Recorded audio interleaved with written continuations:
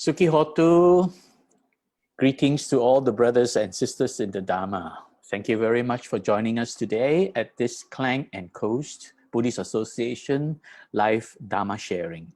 I'm very pleased and I'm very grateful that the Klang and Coast Buddhist Association has invited me to do this Dhamma sharing. Let me put up my slides and then I shall begin. Okay, so the topic today is practicing the medial way.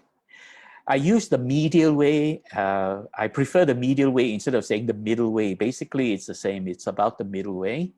And in the sutra, the Dhammacakkappavattana Sutra, the Buddha stated that the middle way is really the Ariyamagga Bhavana. That is the Eightfold Way. And therefore, when we talk about practicing the middle way, it is really the full practice is found in the Eightfold Way. Now, I am sharing today many lessons I learned from my teacher, Venerable Dr. Punnaji. Because we can only learn the Dhamma from the Sangha. We can no longer learn directly from the Buddha anymore. The Buddha is no longer here. Of course, he left behind his teaching, but his teachings were originally passed down through oral transmission. Subsequently, that happened for a few hundred years. Subsequently, it was written down. And then after 2,000 over years, finally, it became modernized and translated into English. So we're not really learning directly from the Buddha anymore because we are really learning from people who have written it down. First, they have remembered it through oral transmission, then they have written it down, and then it is passed down through generations, through the community of Sangha, and finally, they translated it into English, and that is what we're learning. So we can only learn from our teachers. Therefore, what I'm sharing is coming from Venerable Dr. Punnaji, who had been very instrumental in teaching me and encouraging me to share this with the world. So I'm very happy to share this. So when we talk about this, I'm going to show you quite a lot of slides. So please take note. You can download these slides from this link here, tiny.cc/kcba-medial way. It is the medial way, not the middle way. So just download the slides from this link and then you can follow what I'm sharing, or you can download later if you want to. So this contains all the slides that I'm sharing.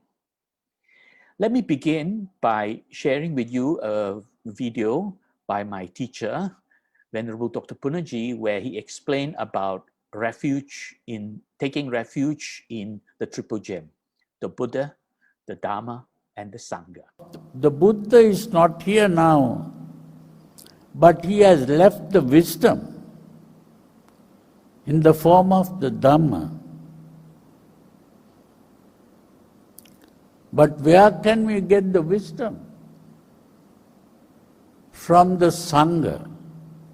It is the Sangha that preserves the wisdom of the Buddha and spreads the wisdom to the world. Carries the wisdom of the Buddha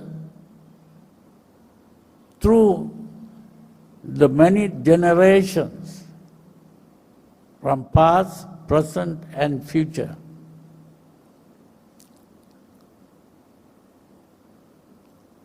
So once we take refuge in the Buddha, we are taking refuge in the Dhamma, and when we take refuge in the Dhamma, we take refuge in the Sangha.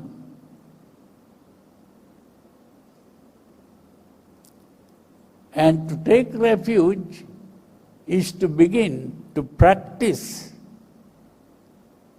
the Dhamma. And to begin to practice the Dhamma is to begin to discipline our behavior. That discipline of behavior is what is called Sila. Sila is the discipline of behavior. because we are carried away by emotions. To discipline behavior is to gain control over the emotions. And to gain control over the emotion is to constantly look within. The emotions are within us, not outside. If we begin to look outside,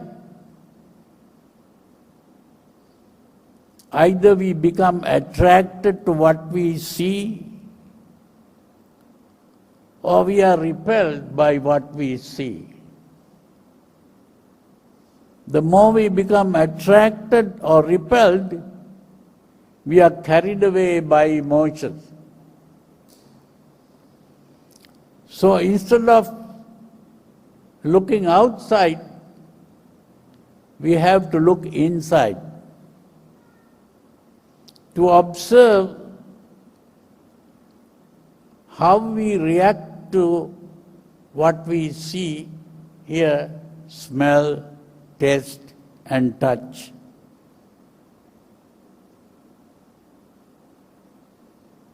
It is by observing the reaction that we can gain control over the reaction.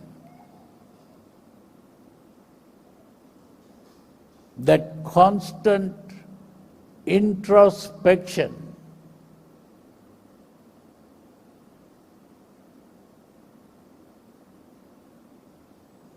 that is the important thing. That introspection is what is called Satipatthana, which is today translated as mindfulness. So Bhante explained very clearly, the Buddha is no longer here, and we are only able to learn from the community of Sangha. During the Buddha's time, the term Sangha was only referring to the direct disciples of the Buddha, and those were basically ordained monks and nuns. So in those days, Sangha was referring only to the ordained members of the community, the ordained disciples of the Buddha. But in modern time, these numbers are getting fewer, and now there are more and more lay people who are studying the Dhamma and teaching the Dhamma and disseminating the Dhamma, practicing the Dhamma. So those who study and practice the Dhamma, they are also part of the community of Sangha. So the word Sangha today commonly is also used to refer to lay people. So we have no choice but to learn from each other and learn from the scholars who have translated from the Pali, from Pali Canyon. So we're not really learning directly from the Buddha himself, we're learning through other people's translations. And unfortunately, many translations are not very precise or not very accurate. In fact, some of them may even be very misleading in some ways. So it's very important to realize we've got to learn from a variety of people to be able to get the message in a more clearer way, because if we depend only on one person telling us, we may not be getting the message very clear. So it is very good to go around and listen to Dhamma talks and sharings from all the monks. In a nutshell, basically, to take refuge really means to practice the Dhamma. And to practice the Dhamma is really beginning with the practice of sila, disciplining our behavior. Because we easily get carried away by emotions, and the only way we can gain control is to observe what goes on within us, not outside. Because when we observe things that are going on outside, then we easily fall into the trap, right, of getting distracted, right?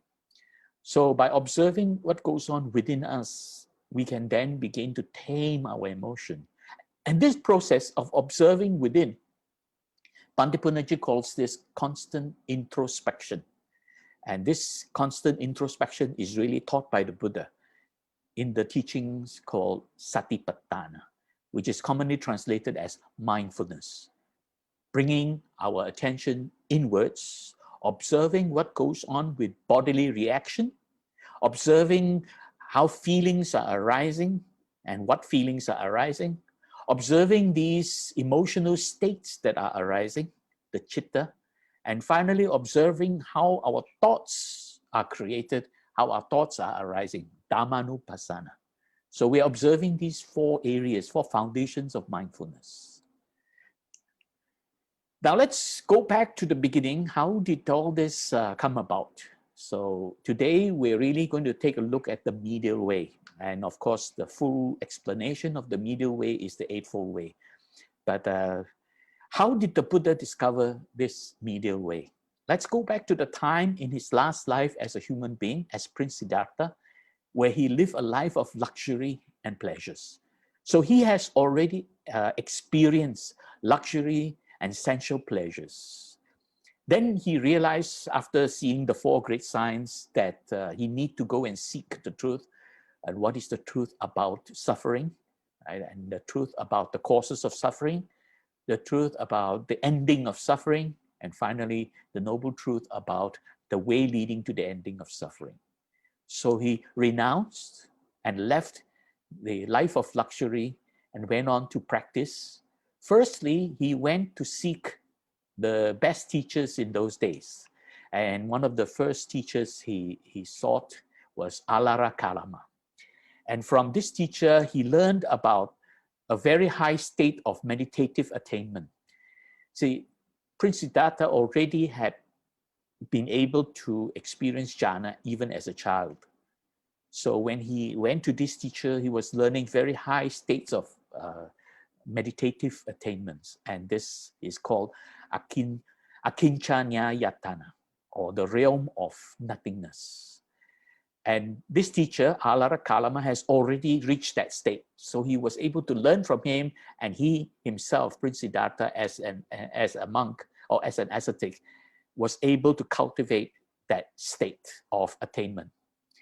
He realized that he is now equal to his teacher. The teacher could no longer teach him anything higher than that. So he wanted to look for something higher, and he went to another teacher, right? Uddaka Ramaputta. And this other teacher also attained the same level as the first teacher, Alara Kalama. But Uddaka Ramaputta is the son of another of a very famous teacher who had attained a higher level, and that higher level is Nivasanya Nasanya Tana, and this is really the realm of neither sensation nor no sensation. But Uddaka Ramaputta was not able to accomplish that. He had learned the technique from his father, but he was not able to accomplish that. He taught the technique to Prince Siddhartha. So Prince Siddhartha thought to himself, this teacher is not able to accomplish that. So why should I hang around and learn from him? Because I'm already his equal. Both of them had attained that same state. So now he wants to go and try this on his own. So he left the second teacher and went on to practice on his own, and came across 5 ascetics. I'll just give a quick explanation about these higher states of attainment. They are beyond the 4 jhanas. Right? They are not jhanas, they are beyond already. That means a person would have to have accomplished or attained the 4th jhana, and moving on further, then he will attain these. And these are called imageless attainments. And these are very abstract attainments. So at the next level, it would be this realm of infinite space, infinite perception, and realm of nothingness. And that was a state that Prince Siddhartha had already attained. So were the 2 of his teachers who have attained that. Now he wanted to go on to the next level. He learned the technique from Uddaka Ramaputta, and that is realm of neither sensation nor no sensation. Nivasanya Nasanya Tana. And he went on and practiced by himself, and then he met up with 5 ascetics to practice that. And he learned the technique from Uddaka Ramaputta, but he went on to try it on his own now, together with the 5 ascetics. But he really wanted to pursue it even higher, and the ultimate is this highest state where the mind is basically stopped. Cessation of all sensations and feeling. Sanya Vedayita Nirodha. Complete cessation of all sensations, feelings, and perceptions. And this is really the ultimate attainment. A person who has reached that state is able to stop the mind, and when he awakens from that, he becomes enlightened. And this is what Prince Siddhartha was trying to pursue, but he hasn't reached there yet. I guess by that time he was able to do the realm of neither sensation nor no sensation, but he was not able to reach that state, so he went and practiced asceticism. Then he decided that he wanted to go beyond. Since those 5 ascetics were not able to help him, he decided to try himself the deeper, the ultimate state. So when he practiced asceticism, they were practicing self-mortification. That means forcing themselves to minimize all attachment to sensory pleasures. They even stopped eating, stopped drinking. You know, there was a story that they were drinking only 1 drop of water a day and eating only 1 grain of rice a day. Just as Siddhartha was about to die of starvation, a young girl saved his life by giving him a bowl of rice and milk. He now realized that if he starved himself again, he would simply die, having achieved nothing. The story says that he's living on 1 grain of rice a day. I mean, he's practically starved himself to death, and realizes that disciplining the body through extreme self-renunciation, asceticism, of inflicting pain upon the body, that doesn't solve the problem. When his 5 followers saw Siddhartha had given up his fast, they lost faith in him. They no longer believed he had the strength to live up to his spiritual convictions, and abandoned him. Feels he's tried what's on offer. They haven't worked. And it's at this stage he remembers meditation that he went into spontaneously in his teens, and he thinks, maybe that is a way through to awakening, because it's not taken up the desires of the body, but it is very joyful and happy. By chance, Siddhartha came across a musician tuning his sitar. When the string was too slack, it would not play. When it was too tight, it snapped. Somewhere in the middle lay tuneful harmony. Siddhartha realized that this simple observation signified something of great importance. It was the middle way that would lead him to the state of mind he was looking for, to a state of tuneful harmony, enlightenment. But how could he achieve it? The way that the Buddha eventually uses is what one could call mindfulness or awareness of the body, which neither ignores it nor tries to forcefully master it. It's a kind of middle way. The middle way led Siddhartha through the countryside. He had been traveling for 6 years. He had experienced pain and suffering, and had stretched the boundaries of his mind. But he'd still not found the inner peace and harmony he was searching for. The state of absolute wisdom and everlasting bliss, known as enlightenment. Siddhartha arrived at Bodh Gaya. Here his torment would end. He sat down beneath a tree and vowed not to leave until he had reached enlightenment.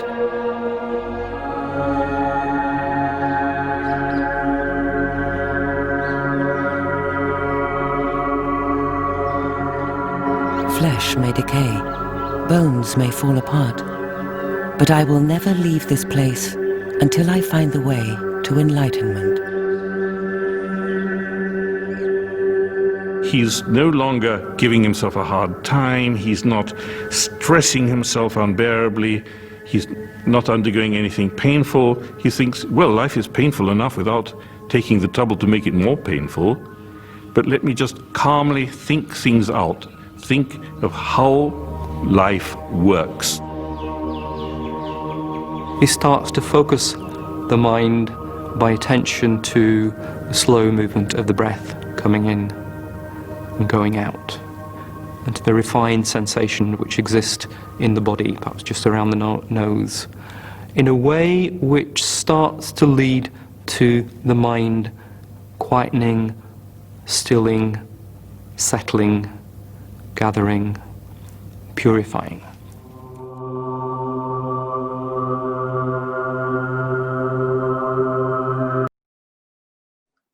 So finally he became enlightened or awakened under the Bodhi tree. You see, when Siddhartha practiced asceticism, he reached a point where he tried to stop breathing, thinking that that was the method. And when he tried to stop breathing, of course, he fainted, and his body was very weak. He hardly ate anything or drank anything, so his body was very weak, and he actually fainted. In fact, in that process of fainting, he nearly died. It was very fortunate, so happened that there was this young lady, Lady Sujata, who was passing by with some food on her way to a nearby temple to offer the dana. So she passed by and saw this ascetic fainted, and that is Siddhartha, and offered the food to Siddhartha. And of course, this ascetic Siddhartha decided then to take the food to heal himself back to health. And by doing so, actually, his 5 friends who saw him eating left him and decided that, oh, you know, he's no longer practicing asceticism, therefore they don't want to be associated with him anymore. So they left him. But he realized that now asceticism is not the way. And then he came across this sitar tuner who was tuning the sitar. Too tight, it doesn't work. Too loose, there's no sound. And it was somewhere in the middle. So he realized that there must be a middle way. So under the Bodhi tree, he discovered this practice and went on and finally managed to stop the mind. Sanya Vedayita Nirodha. And then when he awoke from that, he had become enlightened as the Sama Sambuddha. Right? Then he went on to teach what he had experienced, what he had learned. So that is how he discovered the middle way. So let's take a look at what he said about the middle way. In the Dhammacakkappavattana Sutra, it was explained very clearly. Just give me a second. All right. It was explained very clearly that the pursuit of sensual happiness in sensual pleasures, it is low. That means it is not something useful. It is vulgar. It is the way of worldlings. These are the untrained people. Ignoble, which means it is not good at all, and unbeneficial. There is no benefit. And then the other extreme, the pursuit of self-mortification, forcing yourself to stop eating, stop drinking, and forcing yourself basically not to engage in any kind of sensory pleasures. This is painful, ignoble, and unbeneficial. Both of these ways were really creating a lot of suffering. So in the Dhammacakkappavattana Sutra, he went on to say that without veering towards either of these extremities, the Tathagata has awakened to the middle way, and then which gives rise to vision, that gives rise to knowledge, gives rise to tranquility, stillness of mind, direct knowledge, and that is panya, wisdom, and finally to enlightenment, nibbana. So this is really how he discovered the middle way, and this is really what the middle way meant. Let's take a look at it graphically. 2 extremes to be avoided. The first extreme is indulgence in sensual excitement. That means when something happens and you get excited, your emotions are aroused, and then you begin to want it or fight against it. So you express, you react. So expressing your emotional urges. Because whenever we see, hear, smell, taste, or touch anything, especially from the outside, we begin to get excited about something.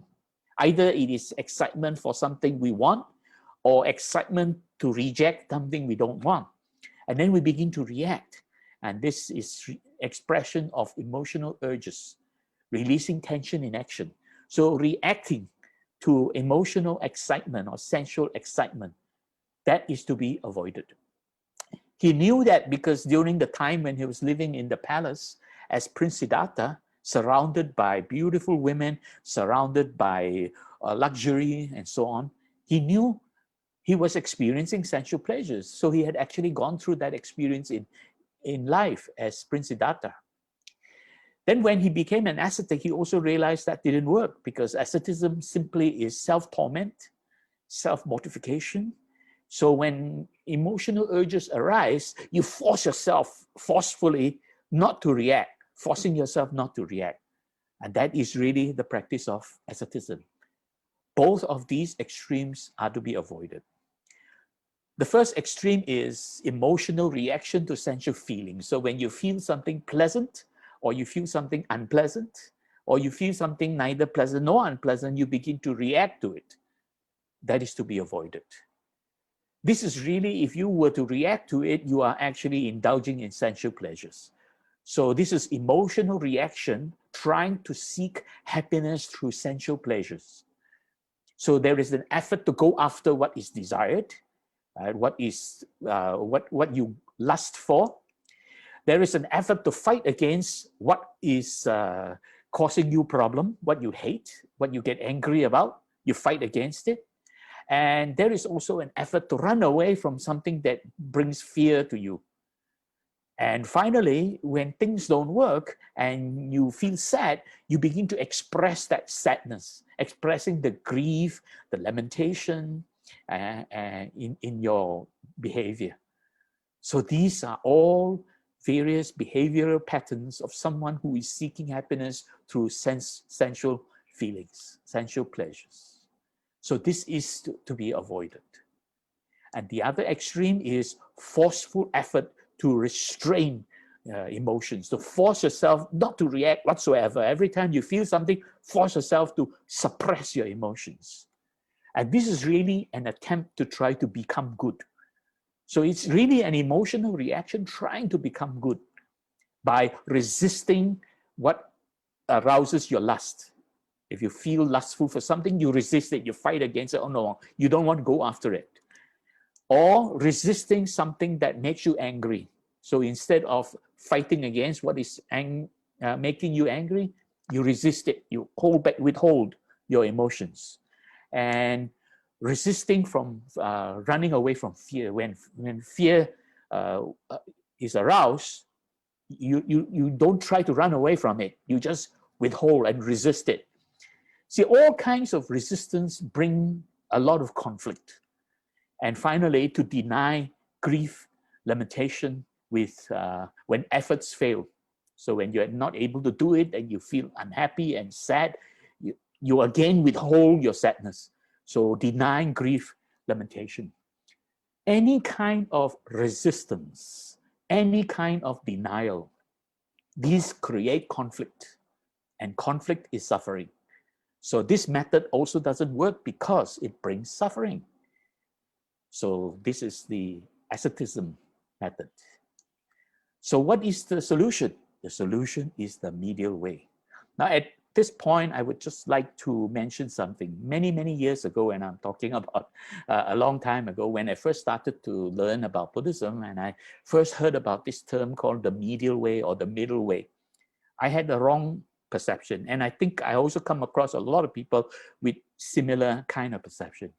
I thought that the middle way means, well, a little bit of sensual pleasures and a little bit of restraint. That is the middle way. That means a little bit of this and a little bit of that. But that's not what the Buddha said. If you go back a couple of pages, you will notice that the Buddha said, without veering towards either extreme, neither this nor that. There is a middle way. So in other words, the middle way is not a compromise between having a little bit of this, which is pleasures, and having a little bit of that, which is actually withholding, right? So it's really a third way, the middle way. And this middle way, basically, the actual practice is to learn how to relax, conscious relaxation, to bring the body to a state of comfort and to calm the mind. And then bring your attention inwards, and that is called introspective attention. That's what Bhante mentioned earlier, Bhante Punnaji mentioned earlier, introspection. Or this is really the practice of Satipatthana, commonly translated as mindfulness, bringing your attention inwards to observe what goes on inside. And by this observing, your body becomes more comfortable and relaxed. Your mind becomes more calm and finally stilled. And with the stillness of mind comes mental equilibrium. The mind reaches this state of very blissful stillness, mental equilibrium. This is really a state of samadhi, right? And there are different types of samadhi. So this is really the practice of the medial way. And a complete elaboration of this practice is the Eightfold Way. So the Eightfold Way gives a full explanation of the complete practice of the medial way. But for today's sharing, I'm not going to go through the whole Eightfold Way in detail. I would like to share with you a simple explanation of this from my teacher, Venerable Dr. Punnaji, right? So he says, when we are experiencing emotional urges, learn how to relax, conscious relaxation. Do not react. Consciously release tensions in the body, calm the mind. So it's really learning how to pause and relax. And then bring the attention inwards, introspective attention. Gently bring your attention inwards and observe what's going on. Mindfully observe bodily and mental activities. This is called introspect. And finally, when you're able to calm the mind and relax the body becomes comfortable and relaxed. The mind becomes calm and still. So stilling the mind, then you are beginning to free yourself from emotional arousals and excitements. You're basically abandoning or suppressing the 5 hindrances. 5 things that hinder you from stillness of mind. 5 things that disturb you from achieving this mental equilibrium. So by relaxing and bringing your attention inwards, mindfulness, you are able to then experience this mental equilibrium. This is really the state of samadhi. Right? And one of the forms of samadhi is jhana. So it's only when you're able to suppress or abandon your 5 hindrances are you able to then experience jhana. So this is really the medial way in a nutshell. So I'm going to go through with you a practical way of practicing this rather than read through all the sutras and getting confused, because when I was reading the sutra trying to look for how to practice the medial way, there was no explanation. It's all buried inside the Eightfold Way, which is very lengthy and it takes quite a lot to try to understand.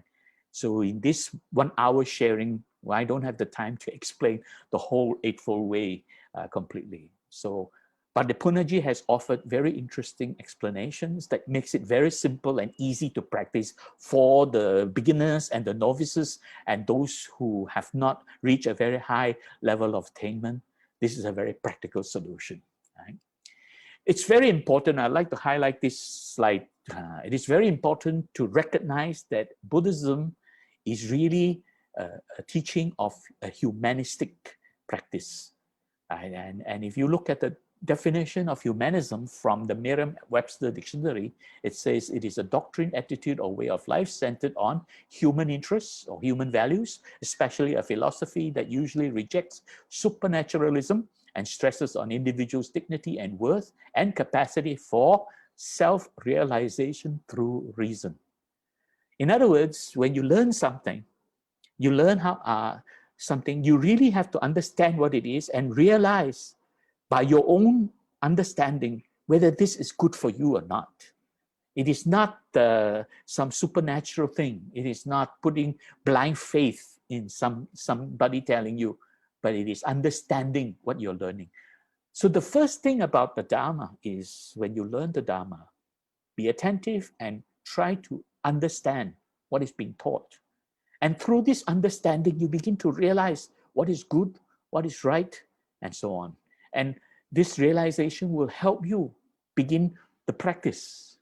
Right? So simply put, Buddhism is really a humanistic practice. You can call it a religion, you can call it a philosophy. I'm not here to debate about the terminology here, but it is humanistic in nature. And this is really what humanistic means. Self-realization through reason. Rejecting supernaturalism, rejecting superstitions, and basically focusing on your human interests, human values, your dignity, and your worth and capacity for this self-realization through reason. That is what Buddhism is really all about. And with that in mind, then you can be able to practice in a more meaningful way. And the fourth noble truth, basically the way leading to the cessation of all suffering, that is really the Eightfold Way. Ariya Atangika Magga. Ariya Atangika Magga is the Pali term describing this Eightfold Way. Atangika refers to 8 stages. That's why it's eightfold. And Ariya, all commonly translated as noble. But my teacher, Bhante Punnaji, actually explained the meaning of the word Ariya is beyond noble. It's actually beyond normal. That's why it's called supernormal. Because a person who is able to accomplish this is accomplishing a very high state of accomplishment beyond what normal people can do. That's why it's called supernormal. Eightfold Way. Magga is methodology or way of doing things. Methodologies, techniques and methodologies. Magga, way of doing things. So Ariya Atangika Magga. And there are 8 of them. Normally they're listed down. I like to present them in a different way. I'll come to the Eightfold Way in a moment. Bear with me for a moment. I'll just go through a very important point here. Right? All this is to be cultivated. You got to really study it. You got to understand it. And then you got to practice it until you start to gain fruition. And until you start to get some results from it. It is not just an intellectual thing. It is not just theory. It has to be practiced. That's why today's sharing is practicing the medial way. Basically, it's a simplified form of practicing the Eightfold Way. Now, I'd like to offer this to you. This Ariyamagga Bhavana, the meditation, Bhante Punnaji has written 3 books to explain how to practice. So this is really the 3 books, level 1, level 2, and level 3. And for those of you who are interested, please, I give you the link now. You are free to download this link. Feel free to download the soft copy in this link, sorry. All right, so level 1 basically is called selective thinking, which is what we're going to touch on in a moment, very briefly, not going into details, because the details are all described in the book, and the only way to really understand that is to put it into practice. It is not a book meant for you for reading purpose only. It is not intellectual knowledge. It is really a guide. This is really Bhante Punnaji's meditation guide to guide you how to practice this Ariyamagga, the Eightfold Way. So level 1 is selective thinking. Level 2 is tranquility of mind. That means bringing the mind to a state of stillness, experiencing samadhi. And finally, level 3 is really learning this Satta Bojjhanga. And that is the 8 stages of awakening, so that you are able to cultivate what people today call vipassana. And Bhante Punnaji calls them vidassana. Really, it is cultivating this level of wisdom, insightful wisdom, panya. So these are the 3 books that he has offered. Please feel free to download and make good use of them. Today I'm going to share with you from the first book, the Ariyamagga Bhavana, level 1, the first book. Now, if you want a hard copy of this, these are all available at the Buddhist Mahavihara in Brickfield. So feel free to drop by if you can, if you are allowed to go in this Brickfield temple. I don't know if it is open to public yet. So these hard copies are available there. But you can also download the soft copy as you wish. Moving on, selective thinking based on this level 1 book. Bhante Punnaji has basically explained this is really the first 5 stages of the Eightfold Way. So level 1 is really focusing on First, harmonious perspective, and that is right view, understanding the Dhamma, the true Dhamma. And then harmonious orientation. This is really right intention or right thought. That is a second stage in the Eightfold Way, Samma Sankappa. And then the third one is the practice of right speech, right action, and right livelihood. Right? So Bhante Punnaji calls them right discipline in speech, action, and lifestyle. And he has mapped out the flow, how to practice them. Very, very practical. I'd like to share with you now a chart showing you the actual simple practice, because you have to understand the problem and what you can do about the problem. And that is what the practice is about. So on the left column is the problem. Bhante simply labels it as bad thoughts. That means our mind having these things arising. This is really the 5 hindrances, right? First is that we have passion, right, for something that is pleasant, right? Pleasures or whatever. So our mind become lustful towards things that are pleasant. So we have a passion for it. Passion is an emotional urge to want something, right? And then the second one is hatred. And that is the opposite, where it is something unpleasant. Now you are angry with it. You want to get rid of it. You want to fight against it. And that is hatred. The third one is really the lack of discipline, the lack of willpower, making you feel, you're weak, you're lazy, you're not able to accomplish anything. And the fourth one is this agitation, worry, anxiety, and agitation making you very restless. And finally, due to not truly understanding the Dhamma, you begin to either have doubt or you begin to have confusion. It's not just skeptical doubt. Often this term is translated as skeptical doubt, but sometimes it's not really skeptical doubt, it is confusion, unclear about how to go about it. So perplexity, that's another word to describe it. So these are really the 5 hindrances. What can we do about it? With the first one, we call the practice in the middle in the middle column good thoughts. Bhante just simply labeled it as good thoughts, but what he really meant was this level 1 selective thinking.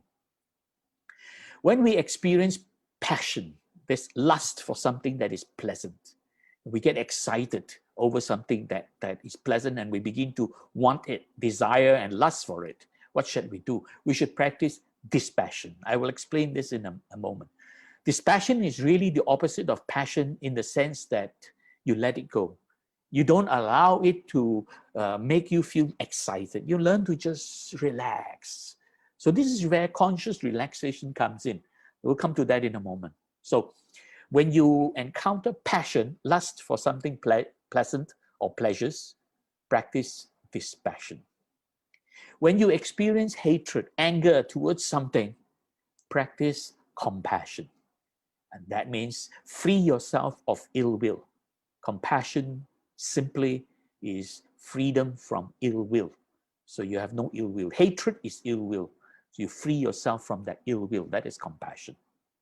With the third one, where you find yourself not being able to strive, then you must cultivate this willpower, this energetic willpower to want to accomplish it, to push yourself, right? Motivate yourself. It's a form of self-motivation. So this willpower, I'm going to touch on this at the end, the willpower. So the first 3 are the most important practices. Dispassion when you encounter passion, compassion when you encounter ill will, and this willpower, virya, it's called virya, energetic willpower, when you find yourself weak and unable to practice properly. And then when you experience this restlessness, learn to cultivate serenity of mind, peacefulness, so that in that state of peacefulness, this blissful state where you are calm, you're relaxed, and you're observing what's going on inside, you feel happy, contentment. This is a kind of contentment. When you are experiencing contentment, you are no longer experiencing this worry and anxiety. Right? And finally, with this cognitive dissonance, this vichikicha, you then practice stillness of mind, tranquility of mind. Right? I'm going to focus very much on the practice of the first three because these are the most important part. When you're able to practice the first three, the next two comes quite naturally after that. So the most important is dispassion, compassion, and finally the willpower, virya. Finally, when you've reached that point, you can then move on to level 2, level 3 of Ariyamagga, Bhante's explanations, and then you can cultivate insightful wisdom. People call this vipassana, but Bhante calls this vidassana. Basically, this is cultivating insightful wisdom, and that is in level 2, level 3. I won't be talking about that. So dispassion basically is the opposite of passion. Right? Dispassion is this, because passion is this emotional reaction and it is unconscious. It arises automatically. You don't even realize it, and then you get excited and you want something, you desire it. When certain conditions are present, that makes you excited, emotionally excited, and you have this urge to react. That's really what passion is. So passion really is self-centered. I want it, and it becomes possessive. I want it, it's mine, me, mine, you know. And this is really causing a lot of inner conflict because you don't have it yet, you want to go after it. And it brings you a lot of suffering, dukkha. Dispassion, on the other hand, is the absence of this emotional excitement. You learn to relax, calm yourself, bring your attention inwards. That's the best way to cultivate this medial way.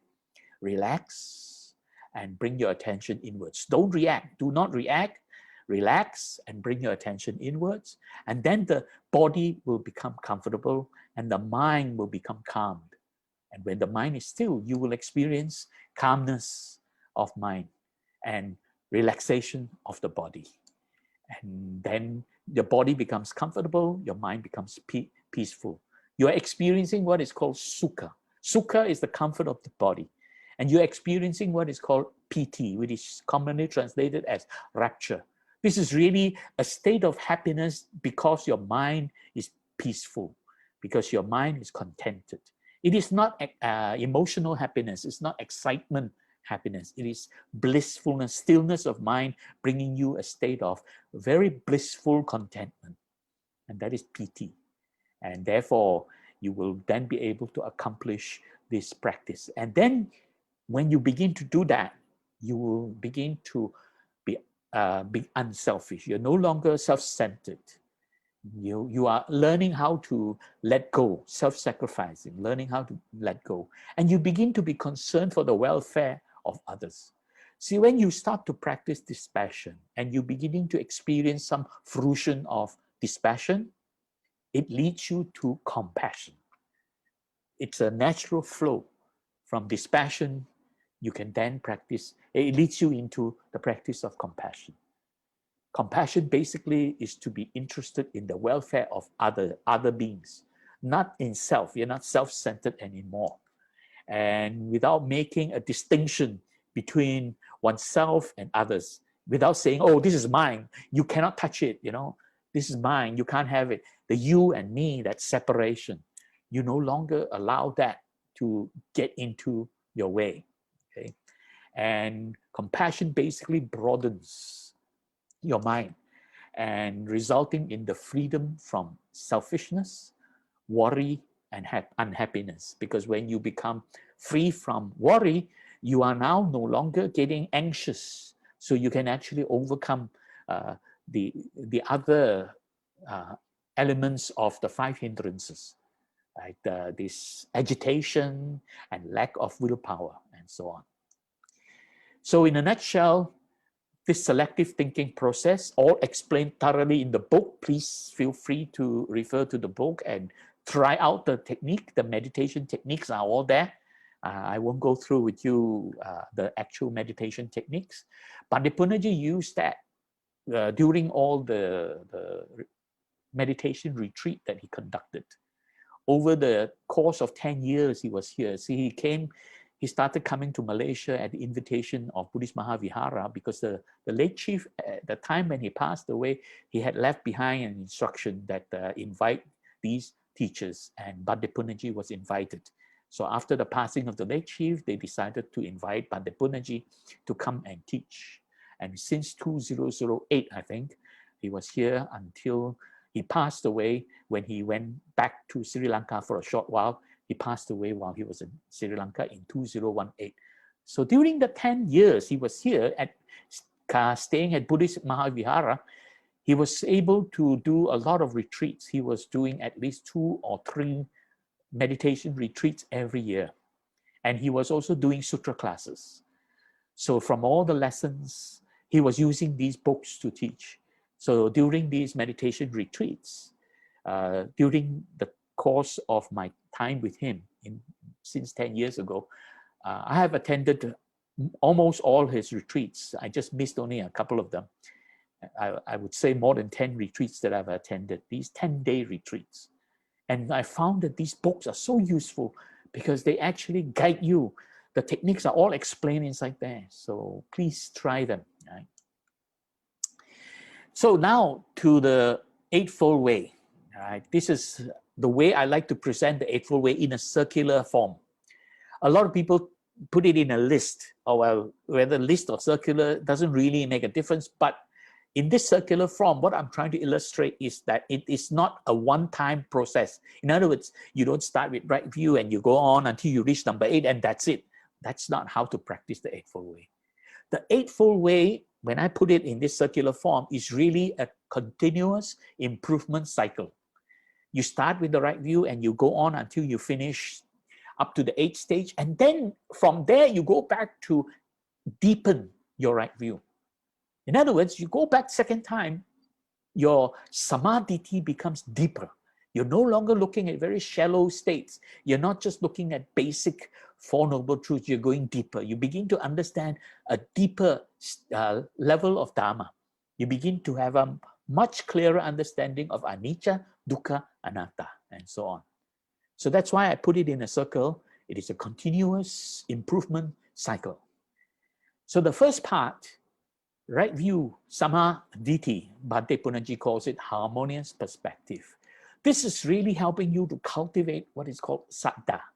Saddha, unfortunately, has been mistranslated as faith, giving the impression that you just believe what you are told. That is commonly found in other religions. You know, when they say you must have faith in God and so on. But in this case, saddha doesn't mean faith. Saddha arises with understanding of what is being taught. When you understand the Dhamma, when you begin to understand the basics, right? The minimum basic would be the Four Noble Truths, right? What is suffering and the causes of suffering. Right? When you're able to understand that, you begin to have confidence.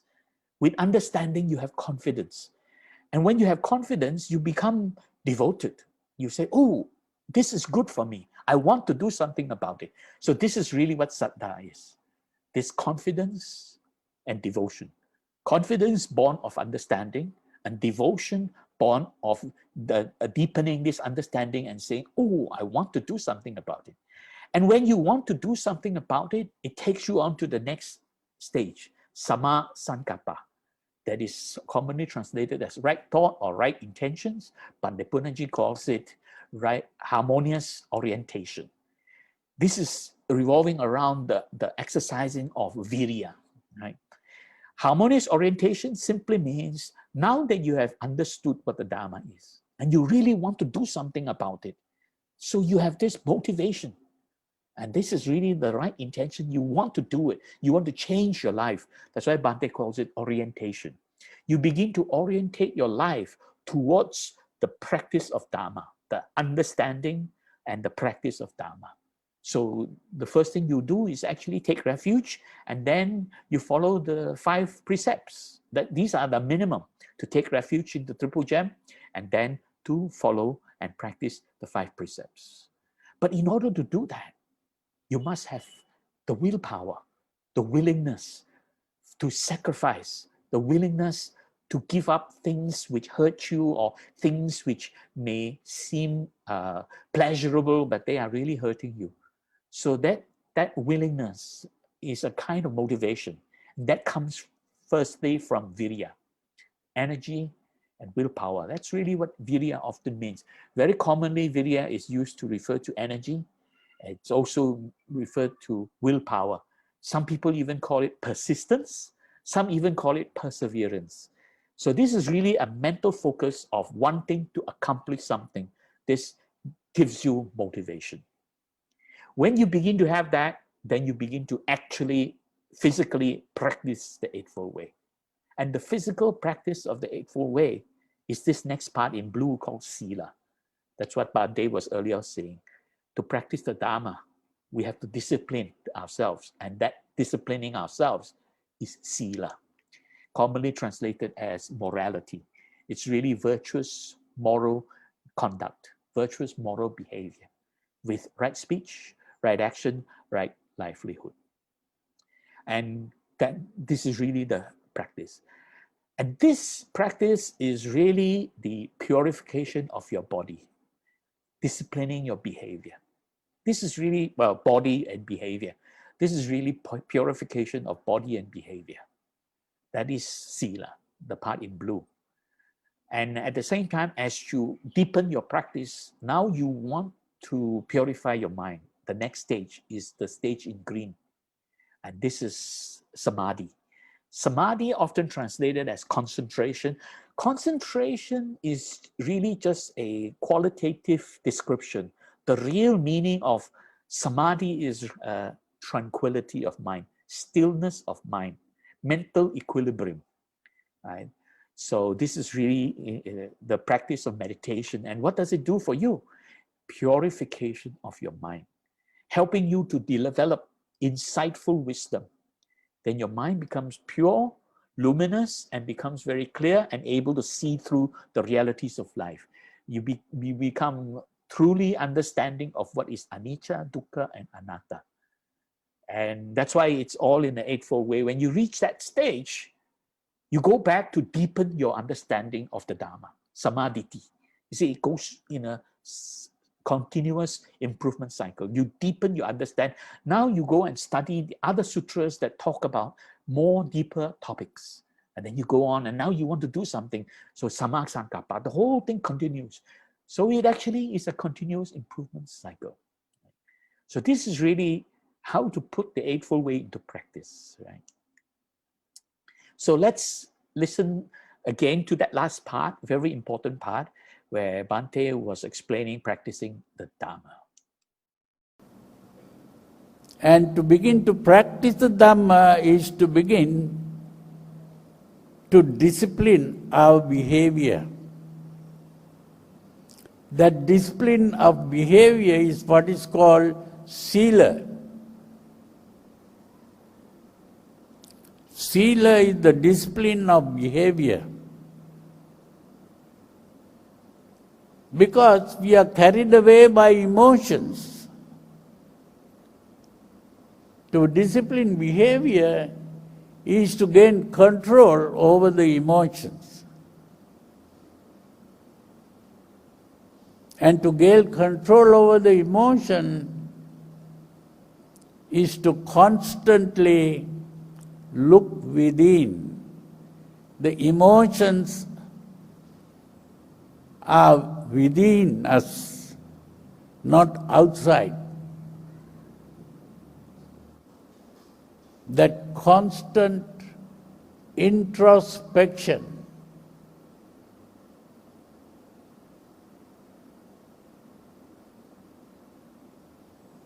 that is the important thing. That introspection is what is called Satipatthana, which is today translated as mindfulness. What we have to do is not to fill the mind, but to empty the mind. Empty the mind of emotions. That is to calm the mind, to make the mind tranquil.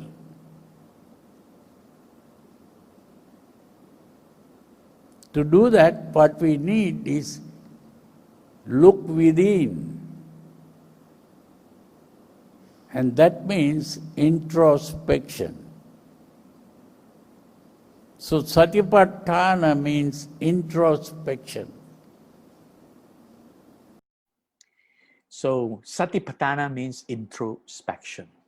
And the medial way, as I mentioned before, the way to practice is firstly to learn to relax the body and bring your attention inwards to introspect. And that is really the practice of Satipatthana.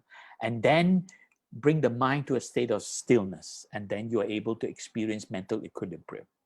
And when you're able to suspend or suppress the 5 hindrances, you will begin to enter into the state of jhana. Right? So this is really what this practice is all about. So the Eightfold Way, looking at it again, the meditative practice, the part in green, right? Right effort, sama vayama. And this is practiced by what Bhante translate as the 4 harmonious exercises, or some people call it the 4 great strivings, Chattari Samapadana. And to practice these 4 great strivings is actually firstly to prevent the mind being corrupted. And then also when whatever that has already previously corrupted the mind, to learn how to abandon them. And then at the same time, actually there are 4 stages. First, to prevent the mind from being corrupted. Secondly is when the mind has previously been corrupted, previously when you were not mindful, now learn how to abandon them, let them go. And the third one is now to cultivate good thoughts, good Dhamma in the mind. And fourth one is to learn how to maintain them and hold on to them, sustaining them. Right? So this is really the 4 practices, the 4 great strivings, 4 harmonious exercises called Chattari Samapadana. Then Bhante mentioned about introspection. This is introspective attention, Satipatthana, right? I won't explain much further. I think there's enough general explanation. We're not going deep into this. Finally, of course, the third one can help you cultivate what people call vipassana. Is actually vidassana. And this is really by practicing the 7 steps to awakening, Satta Bhujanga. So Bhante Punnaji has written those 3-level book. Level 1 helps you to practice these harmonious exercises. Level 2 helps you to practice this introspective attention. And level 3 helps you to practice this Satta Bhujanga. So I hope you will find those books useful. Okay. Now, right effort. It's very important to understand that those are the 4 things to practice, right? But before that, this is a part where the Buddha stated something very, very helpful for all of us. It says, in order to practice that, we have to generate desire. Desire is chanda. That means this desire is not the desire for sensual pleasures. This desire really, another good word for this is called aspiration. You aspire to attain a certain level of attainment. You are not desiring because of lust. You are desiring because of knowledge. You know what is good and you want to attain that. Wanting to attain what is good, that is the desire called chanda. So first you must generate this desire to want to attain the goodness. And then you begin to put it into practice, the effort. You apply the effort. That is vayama, endeavors, right? And then while applying that effort, you must sustain that effort, arousing persistence. This is where virya comes in. Virya is this energetic willpower to sustain this application. And then finally, you hold on to it and don't let it go. Don't give up. This is really long-term perseverance. Uphold and exert this intent.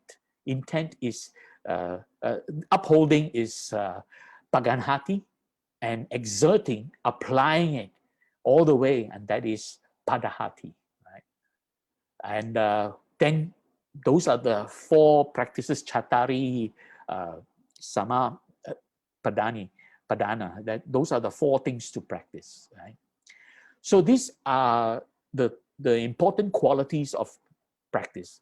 When you talk about right effort, you have to generate desire, you have to put in the effort, endeavors, and then you have to arouse this persistence, and finally hang on to it, don't give it up, uphold and exert your intent. I will let another teacher, Venerable Dr. Pemaratana, he's the chief abbot of Pittsburgh Buddhist Vihara. Since the passing of Bhante Punnaji, in fact, even long before that, I have been seeking Bhante Pemaratana, who has been coming to Malaysia, Buddhist Mahavihara, to teach meditation retreats, and many of us have attended his retreats. I can say he's one of the best meditation teacher you can find today, and he's still around. Hopefully when the pandemic is over, the restrictions, travel restrictions are over, he will be coming over. So then you can attend. Here is his simple explanation of those 4 things that I have just mentioned, and that is to do with the qualitative right effort. The way that Buddha asks us to put effort, there's a very nice way of putting that. You know, this is the 4 types of effort, but how we do it? First, we need to generate desire. You know, first we need to generate desire, and then endeavors, and then arouse persistence and uphold. These are the different stages of our virya, and for us to put an effort to anything, we need to have some desire for that, you know. And usually we tend to think that desire is always bad, but here the Buddha used an important term called chanda. Chanda is more like a willingness, chanda. So there are skillful desires. It's not necessarily selfish desires, but like willingness to do something. You know, like when you understand how the enlightened beings are living at peace, you would like to have such a peace. You have willingness to have such peace. When you learn the story of the Bodhisattva, how the Bodhisattva transformed adversities into opportunities, you have a desire to be like that, willingness to be like that. It's called chanda. It's not like tanha. It's not craving. It's a inner, interest. That's called chanda. So we need to develop that interest, and then we make efforts, and then we keep on doing it, and then we don't give up our intent. We uphold the intent until we reach the result. Okay. Desire, here the generate, of course, all the English translation is desire. The Pali word is chanda. The Pali word for the second one is vayamati, like same as vayama, vayamati. And third one is called viryang arabhati. Arabhati is start the virya, or maybe apply the virya. And then chandan janeti vayamati, viryang arabhati, chittang pagganhati. Chittang pagganhati. There chittang means the intent, our intent. Chittang pagganhati. You oppose the intent. You don't give it up. You oppose the intent. You stay focused. Uphold the intent. They are related, but those are the 4 terms. So I'll finish off with this slide here, where Bhante said that the purpose of human intelligence is not to discover truth, but to solve problems. So practicing the Eightfold Way is not trying to discover anything. Practicing the Eightfold Way really is to solve this problem called dukkha. Right? The Eightfold Way is the way leading to the cessation of all dukkha. That's really what the Buddha was teaching us. The Eightfold Way is the way leading to the cessation of all suffering. So I'm very thankful to Bhante Punnaji for having taught me. Sadhu, sadhu, sadhu to him. Of course, we miss him very much after he has passed. But I'm very thankful that there are other teachers around, like for example, Bhante Pemaratana. So the Buddha is no longer here. We have to rely on these teachers to help us gain better understanding of the Dhamma. Because we alone, by just reading translations, we will not be able to understand it enough. We need the help of these teachers to teach us and guide us in our practice. So with that, I end my sharing. So I hope you will be able to download the slides from this link here. So with that, I end my presentation. Thank you very much.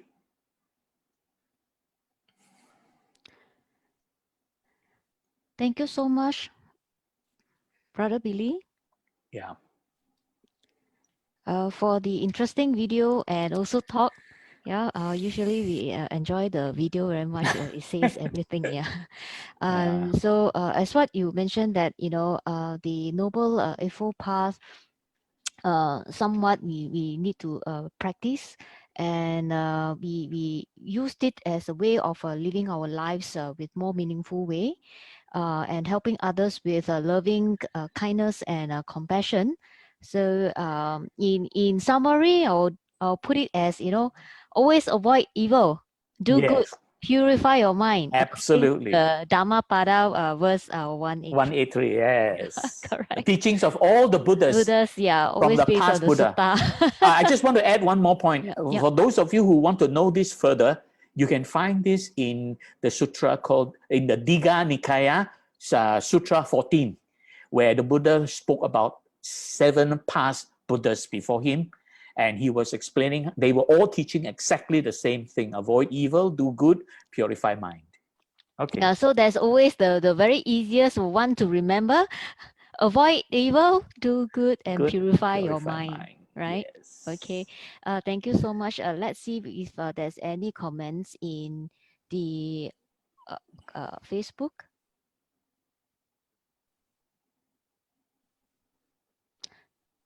This moment there is none. I'd like to start the ball rolling as to what you mentioned just now, that, you know, we no longer have Buddha around. We always need to refer to the sutta, and the sutta is through the oral transmission. That's how we get it. Yeah. So it's also being interpreted by the Sangha members, and whether, you know, how we actually know how what is the interpretation is correct actually by the Sangha member. So there's always comes to my mind. So what is your view on that? Yeah, I have mentioned earlier, don't just depend on one teacher alone. Yeah. Diverse, learn from different, and then use your own thinking. Clear your mind. When you're able to practice a bit of meditation, your mind can be very settled. And then you're able to discern that this teacher said this. That teacher said something that appeared to be different. Now, the question is, we may think it's different, but maybe they were using different words to describe the same thing. A classic example, people keep talking about mindfulness. Now, mindfulness itself, you know, actually, honestly speaking, the word itself is not very clear. But Bhante Punnaji says introspection. It's really the same thing. It's based on Satipatthana. And therefore, introspection is a very clear understanding what it is, bringing your attention inwards, observing what's going on inside. That's really what Satipatthana is about, and that's introspection. Very clear word. Whereas mindfulness, people would think, oh, mindfulness, you think about, oh, that thing, be mindful of that, be mindful of this. When you start to be mindful of all these sensual activities going on, you get distracted by sensual pleasures and sensual dislikes, you know. So really, this is about bringing your attention inwards. So a word like introspection is clearer. That's why it's important to learn from different teachers. You may think they're talking about different things, but if you think more deeply, it's really the same thing. Mindfulness, as the Buddha taught it in Satipatthana, and introspection, they're really the same thing. But I have heard a lot of people say, oh, the Buddha never taught introspection. Bhante Punnaji is wrong. There are people who said that. That's because they are ignorant. They don't really understand the meaning of introspection. And if you really understand what is taught in Satipatthana, you will realize introspection is a more precise explanation of the practice of Satipatthana. It is based on a verb, bringing your attention inwards. So it's important to learn from different teachers, and I'm learning also from a lot of other teachers, and Bhante Pemaratana is a very helpful one. So there are some videos. In fact, I myself have just posted some of his videos. Go to my channel and you will find them, right?